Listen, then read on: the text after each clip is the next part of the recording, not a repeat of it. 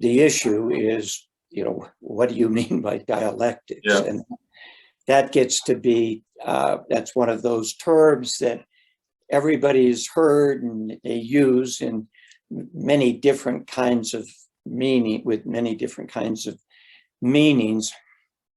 And it's very, easy for some people to get lost in Hegelian dialectics, but the key piece of it is really the logic and understanding dialectical logic as opposed to, or in addition to, formal logic, because in that difference is the difference between analyzing a product, a manifestation of something, a phenomenon, versus the process. And if you're just using formal logic, you're stuck with empirical studies in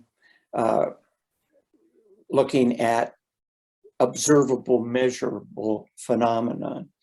But that leaves out process. Everything, the universe and everything in it is in a process. And it's only by using dialectical logic that you can gain the kind of understanding about process that Vygotsky mentioned. And you mentioned learning and development. There's a lot of misunderstanding of that, but Vygotsky talks about the unity of learning and development, but not the identity.